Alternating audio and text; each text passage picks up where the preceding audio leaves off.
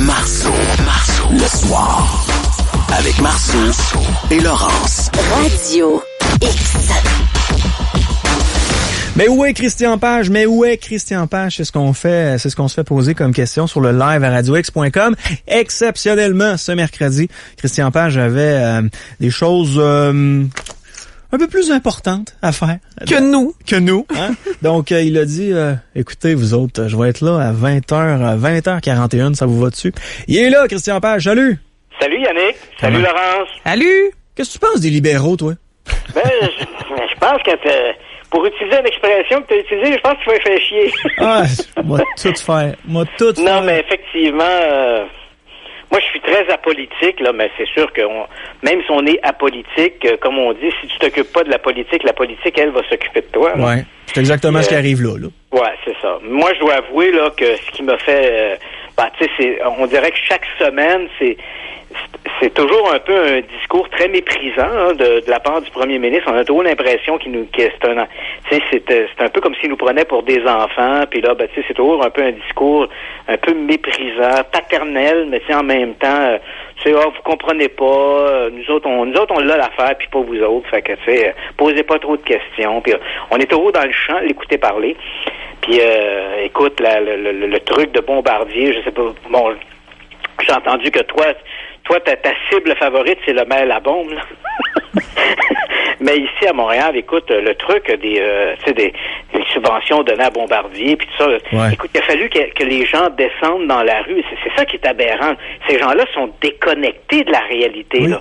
Il a fallu que les gens descendent dans la rue pour que les dirigeants de Bombardier se disent « Hey, ce qu'on fait, là, ça se peut-tu que ce soit pas tout à fait correct? » Ouais, mais nous autres, c'est Bombardier, c'est Hydro-Québec aujourd'hui, puis c'est le maire Régis Labombe. On est sur plusieurs fronts en même temps. Tu dis, écoute, c'est comme invraisemblable. Puis là, on va retarder ça en 2020, là, les hausses de salaire. Oui. Mais tu sais, je pense pas que ces gens-là aient été pris de remords, là. En fait, au début, il s'excusait, puis quand on a su pourquoi il s'excusait de pas avoir bien expliqué les augmentations de salaire. Ouais, c'est ça. C'est ça. Puis là, on va retarder ça en 2020. Mais tu sais, écoute, c'est nos deniers, là, c'est ton argent, c'est mon argent. Il injecte ça dans la C-Series, puis là, tu sais, 6 mois après, les gars se donnent des augmentations de salaire faramineuses. Comment, t'as beau dire, je m'intéresse pas trop à la politique, mais comment rester de glace quand tu vois des scandales comme ceux-là, tu sais? Ouais. Christian, pour ta chronique de cette semaine, pour ce qui est de l'enquêteur du paranormal, on parle des infirmières et du paranormal. Oui, parce que, écoute, on le sait tous, les infirmières, ce sont des infirmiers et les infirmières. C'est un corps de métier, une profession qui côtoie beaucoup la mort. Hein? On le sait, ces gens-là travaillent souvent avec des gens qui sont en phase terminale. Et puis on s'est dit, tiens, ce serait intéressant de voir comme elles sont vraiment, elles flirtent littéralement avec la mort presque chaque jour. Ce serait intéressant de voir quelle est leur perception de ces phénomènes-là et est-ce qu'elles ont été elles-mêmes témoins de phénomènes paranormaux. Et là, tu vois, il y a le très sérieux Journal of Scientific Exploration, et là, je te le donne en primaire, qui se prépare à sortir une étude là-dessus. C'est pas encore sorti, ça va sortir dans le prochain numéro. Et là, ce que l'on a fait, c'est qu'on a interrogé, en fait, c'est un journaliste argentin qui a posé des questions à 100 infirmières qui travaillent dans des centres hospitaliers et il a voulu savoir un peu quelles étaient leurs perceptions par rapport aux phénomènes paranormaux. Et crois-le ou non, 55% des infirmières interrogées ont dit avoir vécu des phénomènes de type paranormaux. Généralement, ce qui revenait, c'était des phénomènes un peu liés à la vie après la vie, là, donc des phénomènes de l'après-mort, si on peut dire. Et parmi les phénomènes qu'elle décrivait, beaucoup d'entre elles disaient qu'après le décès d'un patient, parce que là, on parle souvent des patients qui sont placés en centre hospitalier, qui vont rester là pendant des semaines, et puis ils vont finalement décéder. Là, on parle de patients en phase terminale. Et là, beaucoup d'entre elles ont dit, après le décès de notre patient X, il nous est arrivé, par exemple, en allant dans la chambre, dans les heures ou les jours qui ont suivi, d'entendre des murmures de voix, des impressions de toucher, et même dans certains cas, certaines ont rapporté avoir senti l'odeur du patient en question. C'est donc l'odeur de son parfum, de son eau de Cologne, etc., qui aurait apparemment perduré pendant plusieurs jours dans la chambre en question. Très intéressant. 20% des infirmières les infirmières ont raconté que 20% de leurs patients avaient raconté, parce que là, on est vraiment tout azimut dans le terme de pathologie. Oui. Et les infirmières ont raconté que 20% de leurs patients leur avaient confié qu'ils avaient vécu une expérience de mort imminente. Donc, à un moment donné, il y a eu un arrêt cardiaque, on les a ramenés à la vie, etc. Et à leur réveil, 20% des patients ont raconté aux infirmières qu'ils avaient vécu ces expériences de mort imminente. Donc, cette idée de se voir sortir de son corps, ce voyage apparemment dans l'au-delà, entre guillemets, et puis leur retour dans le corps physique. 18% des infirmières ont dit avoir été témoins de phénomènes de guérison miraculeuse liés ou bien à la prière ou à la dévotion d'un icône religieux. Donc, des gens, par exemple, qui étaient très souffrants, on leur a apporté un crucifix, une image pieuse, ou on a fait des prières, et ces gens-là ont connu des rémissions de maladies tout à fait extraordinaires. Et ça, on parle ici de 18% des infirmières qui ont rapporté avoir été témoins de ce genre de phénomène-là. De manière générale, les infirmières ont dit, et là évidemment, je fais pas de distinction, infirmiers, infirmières, la plupart d'entre elles ont raconté que elles n'avaient pas été effrayées par ces phénomènes, elles avaient plutôt essayé de les comprendre et surtout de rassurer les patients autour desquels ces phénomènes-là s'étaient produits. Donc, c'est absolument fascinant de voir comment ce corps de métier, ce corps professionnel qui flotte littéralement avec la mort est confronté à des phénomènes paranormaux de manière assez soutenue. Ah non, puis je trouve ça intéressant qu'on ait interviewé ces gens-là, puis moi, les témoignages que j'ai suite à tes passages et tout ça, il y en a plusieurs que, écoute, c'est tout le temps des papis qui étaient sur leur chaise berçante, qui fumaient le tabac dans le temps ou qui fumaient le cigare, puis après leur mort, ils étaient en bas dans le sous-sol, puis ils entendaient la chaise ballotter, puis quand ils montaient en haut, ils sentaient l'odeur du cigare. Absolument. Je me l'ai fait raconter plusieurs fois, cette histoire. Ouais, c'est amusant parce que là, évidemment, cette étude-là touche des infirmières qui travaillent dans des centres hospitaliers en Argentine. Mais moi, je sais qu'il y a des infirmières, autant à Montréal que des infirmières, par exemple, à l'Hôtel-Dieu de Québec, qui m'ont raconté avoir vécu des expériences un peu de ce type-là avec des patients. Mais évidemment, on en parle moins ici parce que c'est un peu tabou.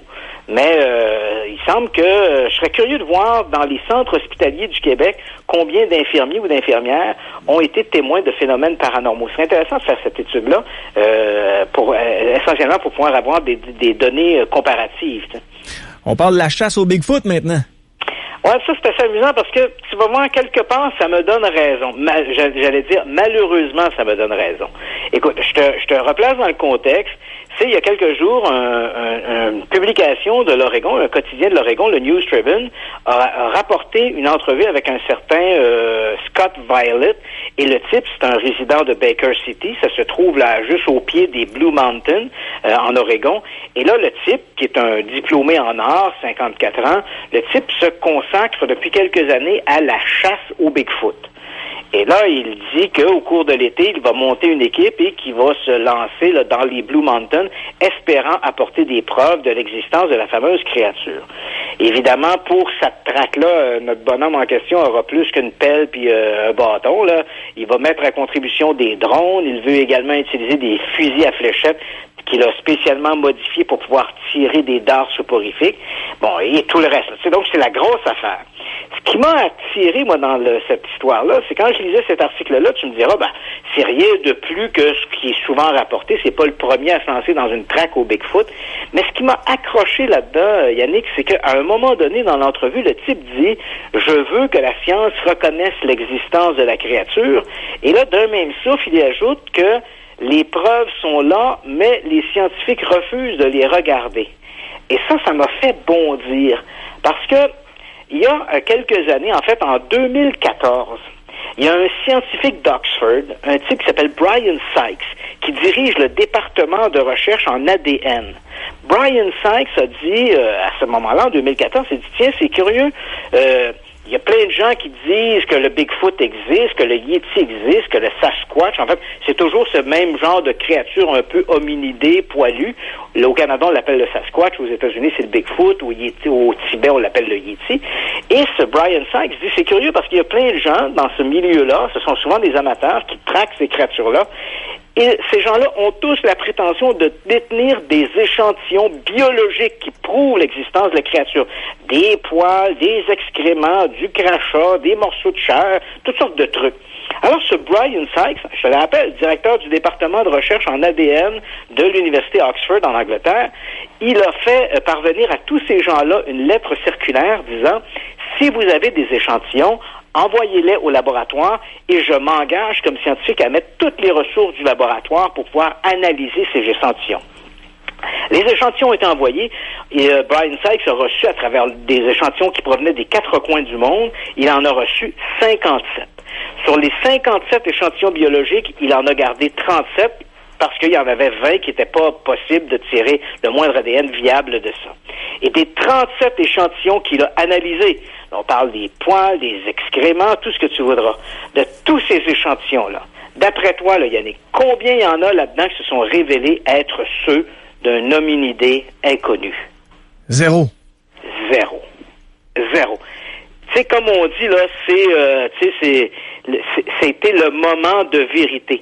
Aucun échantillon ne s'est révélé celui d'un hominidé inconnu. Tous les échantillons analysés par Brian Sykes se sont tous révélés être des poils de yak, des poils d'ours, des poils de chevreuil, des excréments de blaireau, tout ce que tu voudras, mais il n'y a rien qui provient d'un primate ou d'une créature, un hominidé inconnu de la science. Mais malheureusement, et quand ce truc-là est sorti, ça a fait l'objet d'une publication scientifique. Et je me rappelle, à l'époque, j'en avais parlé, on m'avait questionné à ce sujet-là, et j'avais dit, regardez bien ce qui va se passer. Là, pour la première fois, un vrai scientifique, faut le préciser, là, les analyses qu'a fait Brian Sykes, c'est avec le laboratoire de l'Université Oxford, et ce sont des tests ADN qui auraient été retenus dans un procès, là. C'est cette qualité-là, là. Ce sont des éléments qu'on aurait pu déposer en preuve dans un procès criminel. Et j'avais dit à l'époque, je disais, regardez bien ce qui va se passer. Les amateurs de Sasquatch, de Bigfoot, vont laisser retomber la poussière, parce que là, écoute, ils en ont pris une raclée, là. Ils vont laisser retomber la poussière, puis dans 2-3 ans, là, ils vont se remettre à dire, on a des preuves, mais les scientifiques veulent pas les regarder. Et c'est exactement ce qui vient de se passer. J'étais étonnant en disant juste, tiens. Visiblement, notre monsieur Scott Violet, il a visiblement un peu la mémoire courte parce que effectivement, il y a 2-3 ans, Brian Sykes avait fait cet exercice-là et il n'a trouvé aucune preuve matérielle ADN qui témoigne de l'existence d'hominidés inconnus. Oui, mais c'est des preuves métaphysiques. Tu comprends pas encore. C'est pour ça que je suis journaliste et non pas métaphysicien. Ouais, vous n'êtes pas rendu là encore. Et on parle de la fin du Chevalier Noir. Ouais, écoute, ça c'est vrai. Là, on est vraiment là dans l'antichambre de la super conspiration. Ce Chevalier Noir, non, ce n'est pas Batman. Le Chevalier Noir, dans l'univers des ufologues, des amateurs d'ovnis, mais là, on parle vraiment, là, les amateurs d'ovnis à la limite, là, la fringe, là, c'est vraiment, là, c'est très éclaté, là. Ces gens-là croient qu'il y a une rumeur qui voudrait qu'il y ait autour de la Terre, ou qu'il y avait autour de la Terre, un satellite artificiel d'origine extraterrestre, vieux de entre 10 000 et 13 000 ans. Donc, des extraterrestres seraient venus dans l'Antiquité, auraient contacté les Sumériens, les Égyptiens, tout ce que tu voudras, et ils auraient laissé dans l'espace un satellite pour nous observer. Ce satellite, inutile de dire qu'il était bien connu des autorités, dont la NASA, parce que faut diaboliser quelqu'un, donc diabolisons la NASA. La NASA savait que ce satellite-là existait, mais évidemment gardait le secret là-dessus. Donc, c'était à peu près c'était une croyance qui était assez bien enracinée dans l'univers des ovnis. Et là, voilà que la semaine dernière, il y a une rumeur qui a commencé à circuler voulant que le Chevalier Noir, parce que c'est comme ça qu'on l'avait baptisé, le Chevalier Noir aurait été détruit par un missile qui aurait été tiré par les autorités américaines à la demande des Illuminati. Donc, qui sont les Illuminati, une sorte de société secrète qui serait les maîtres du monde. Donc, ces gens-là, en coulisses, manipuleraient tous les gouvernements du monde pour finalement dicter leurs propres lois. C'est probablement un autre qui demande au maire Labonde de créer son fameux réseau de métro, là. Bon. Donc, tu vois un peu, on est vraiment là, c'est la conspiration au maximum. Donc, un satellite extraterrestre en orbite autour de la Terre, détruit à la demande d'une société occulte qui gouverne le monde. Et là, en plus de ça, non seulement on véhicule cette rumeur-là, on a même présenté au cours des derniers jours sur YouTube une vidéo qui montre un objet lumineux, en fait une boule de feu qui traverse le ciel. Et là, les tenants des théoriciens du complot nous disent, voici un film qui montre les derniers instants du Chevalier Noir. Et ce film est une fuite, en fait, qui provient de WikiLeaks. Alors là, ben évidemment, tout le monde s'échange cette information-là. Le problème, c'est que, bon, bien sûr, on doute de l'existence du Chevalier Noir, on doute de l'existence des Illuminati, et qui plus est, le film qui nous est montré n'en est pas sa première diffusion, parce que le film a été diffusé pour la première fois en 2010, et il s'agissait simplement de la retombée, de la rentrée atmosphérique de la sonde japonaise Hayabusa. En 2010. Donc, tu vois, même le film lui-même est une arnaque. Donc, c'est une rumeur qui circule actuellement là, depuis quelques jours dans le milieu des conspirationnistes, mais il y a à peu près rien là-dedans qui tienne la route. Mais c'est quand même bien fait. Je regarde ce fameux satellite qu'on dit Chevalier Noir. Là, on dirait, ouais. Écoute, on dirait quasiment l'auto de Batman. Ouais. D'ailleurs, j'imagine, je suis pas en studio avec toi, mais j'imagine que l'image que tu regardes, qui ressemble à la voiture de Batman, crois-le ou non, ce n'est rien de plus qu'une couverture thermique qui a été échappée dans l'espace par un astronaute qui s'appelle Jerry Ross durant une mission de la navette spatiale en 1998. C'est juste ça? Ouais.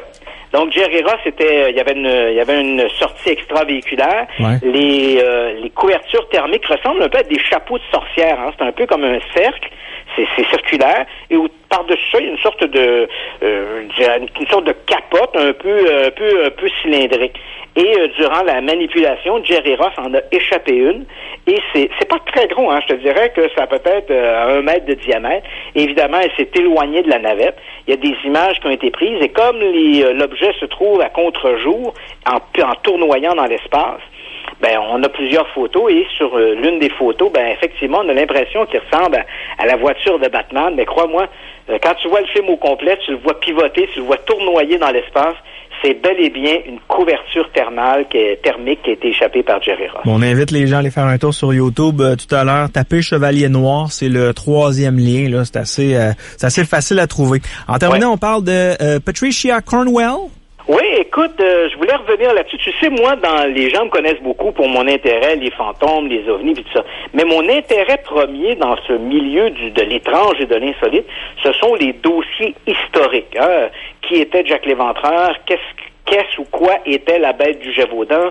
Qui était l'homme au masque de fer? Les grandes énigmes de l'histoire me passionnent. Et l'une d'entre elles, on en a déjà parlé à l'émission, c'est Jack l'Éventreur. Oui. Et là, voilà que Patricia Cornwell, pour te la situer un peu, cette Patricia Cornwell, c'est une romancière américaine. Elle a vendu plus de 100 millions de livres à travers le monde. Ça, c'est plus que mes livres L'Enquêteur du paranormal. Et elle a accumulé une fortune considérable. Et puis voilà qu'il y a quelques années, en 2012, en fait, Patricia Cornwell avait publié un ouvrage qui s'appelait Jack l'Éventreur, affaires classées. Parce que si sa qualité première, c'est d'être romancière, Patricia Cornwell a décidé d'y aller vers les vraies affaires criminelles. Donc, elle a publié un peu autour de ça. Et voilà que sa première vraie affaire criminelle, son True Crimes, comme on dit si bien en français, ça a été l'histoire de Jack l'Éventreur. Elle prétend même avoir dépensé 6 millions de dollars de ses propres argents pour pouvoir enquêter sur l'affaire de l'Éventreur. Et donc, en 2012, elle publie cet ouvrage, Jack l'Éventreur, affaires classées. L'ouvrage a été très mal reçu. Très mal reçu parce que elle fait des raccourcis, des associations qui sont absolument gratuites. D'ailleurs, pour les auditeurs, je tiens à rappeler, on prend 1 minute pour rappeler un peu ce personnage de Jack l'Éventreur. Ce n'est pas un personnage de roman. Automne 1888, à Londres, un tueur inconnu va assassiner, éventrer 5 prostituées entre le 31 août 1888 et le 9 novembre 1888. Et après sa dernière victime, il disparaît. Et là, évidemment, c'est devenu la plus grande énigme policière de tous les temps. Donc, Patricia Cornwell publie son Jack l'Éventreur affaires classées, et à travers toute une série de spéculations un peu outrancières, elle accuse un peintre bien connu de Londres, un type qui s'appelait Walter Sickett. Elle dit, voilà, c'est ce Walter Sickett qui était Jack l'Éventreur. Inutile de dire que quand l'ouvrage a été publié, les gens qui connaissaient bien l'affaire ont critiqué de manière très sévère ce sujet, ces spéculations. Moi-même, d'ailleurs, j'avais écrit dans une publication européenne une longue critique sur les spéculations de Patricia Cornwell, et je déboutais un à un tous ces arguments qui ne tenaient pas du tout la route. Mais là, on s'est dit, Patricia Cornwell en a probablement pris pour son rhume, mais non. Elle persiste et signe. Elle vient de republier la semaine dernière un second livre, en fait une suite, qui s'appelle Jack the Ripper, The Story of Walter Sickett, une biographie de Walter Sickett, qui est donc ce fameux peintre. Et elle continue à prétendre que malgré tous les critiques qui ont été prononcées, elle continue de croire que son personnage, que son suspect est le bon, que ce Walter Sickett, ce peintre, qui soit dit en passant n'était même pas à Londres à l'automne de 1888, et donc que ce peintre est sans aucun doute Jack l'Éventreur. Et ça, c'est une sorte d'aberration. Tu dis, écoute, tu sais, à un moment donné, quand tu t'es dans l'erreur, puis elle a été dans l'erreur sur plusieurs dossiers, là, sur plusieurs éléments concernant l'Éventreur. Tu sais, quand t'es confronté, t'es placé devant tes propres erreurs, il me semble qu'à un moment donné, tu dis, OK, peut-être que j'ai erré, mais non, elle reprend ça. Écoute, elle dit des trucs un peu aberrants, là. Quand je te parle de raccourci, je vais t'en donner un. Elle dit, par exemple, le couteau de Jack l'Éventreur, parce qu'on a retrouvé, après la 4e victime, à un coin de rue de là où la victime a été assassinée, on a retrouvé un couteau dans le caniveau. Ce couteau ressemble, en fait, c'est un couteau qui servait aux amputations et qui était assez répandu dans les milieux médicaux à la fin du 19e siècle. J'en ai un, d'ailleurs, chez moi, qui est une réplique parfaite du couteau de l'Éventreur. Ben oui, tu nous l'as amené vendredi, on a pris des photos avec. Voilà, c'est ça. Donc, ce couteau, qui ne seront jamais diffusées.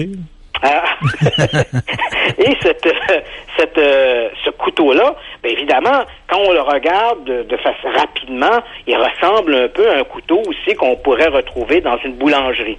Alors, crois-le ou non, c'est pas une blague de ce que je te raconte. Cette Patricia Cornwell dit, voilà, le couteau de Jack l'Éventreur ressemble à un couteau qu'on retrouverait dans une pâtisserie. Or, ça donne que Walter Sickett aimait bien faire des pâtisseries. Oui, OK, ça a bien du sens. Écoute, tu te dis, mais je l'ai relu. J'ai relu cette phrase-là 3 fois. J'ai dit, ça n'a pas de bon sens, là. J'ai oublié un élément, mais non. C'est exactement sa prétention. Le couteau ressemble à un couteau de pâtissier et Walter Sickett aimait faire des pâtisseries. Je dis, coudonc, c'est le fun, tu sais. C'est heureusement qu'elle n'est pas procureure, parce que j'ai bien l'impression que Walter Sickett se serait trouvé derrière les barreaux et qu'on aurait vite fait son procès de manière un peu expéditive. Christian, selon toi, l'hypothèse que tu as trouvée la plus plausible selon l'identité pour l'identité de Jack l'Éventreur?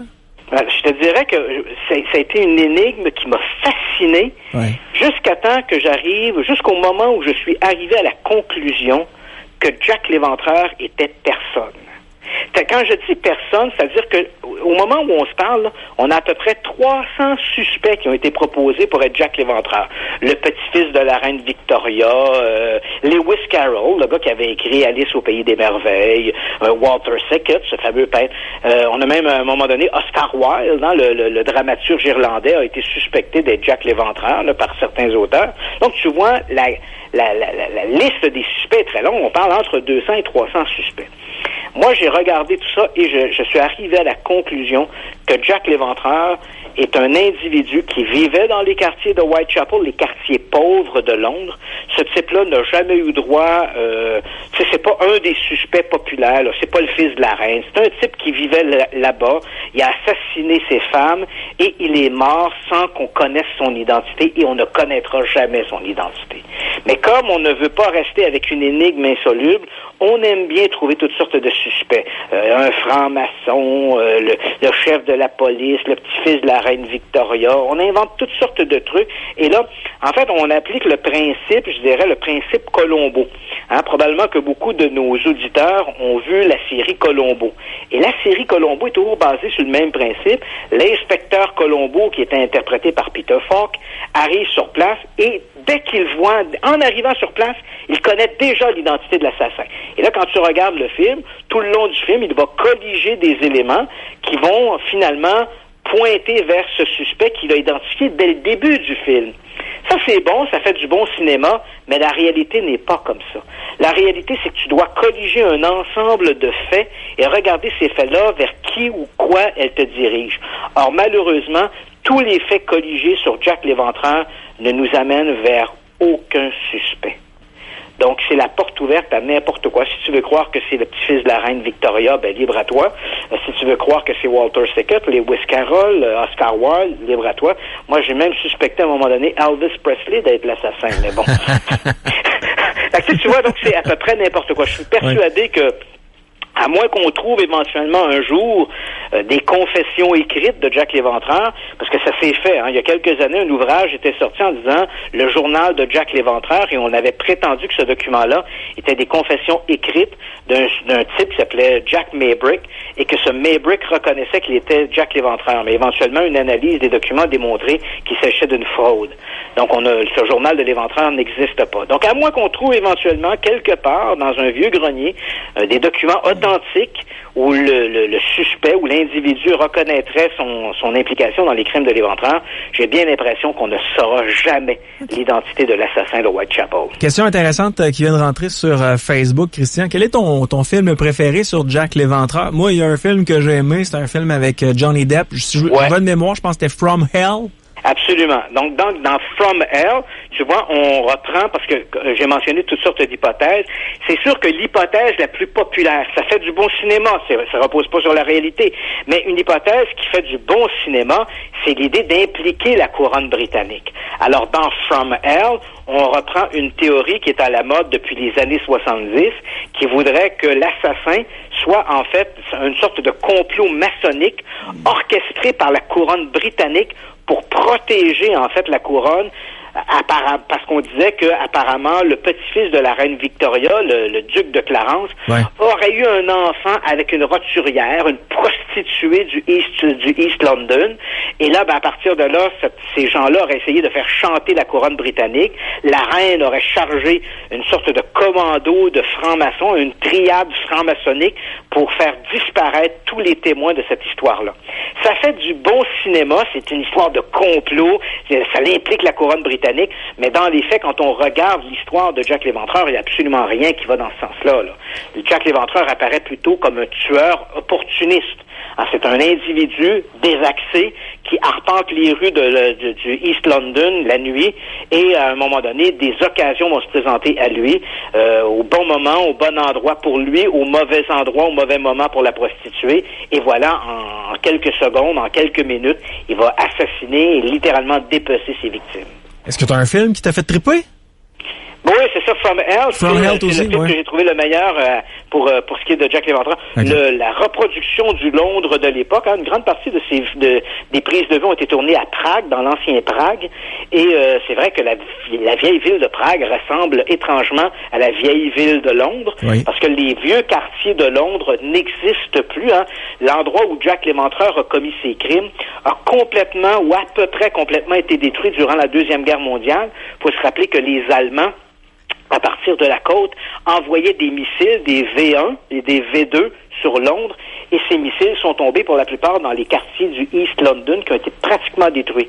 Si Jack l'Éventreur vivait encore aujourd'hui, qu'on l'amenait dans le East London, il aurait énormément de difficultés à reconnaître des éléments géographiques ou architecturaux de son époque. Presque tout ça a été détruit. Mais pour le film From Hell, on est allé dans la vieille ville de Prague, dont plusieurs quartiers ressemblent étrangement à à quoi ressemblait la ville de Londres au 19e siècle. Christian, c'est toujours un plaisir. Ça m'a fait plaisir. Bye bye.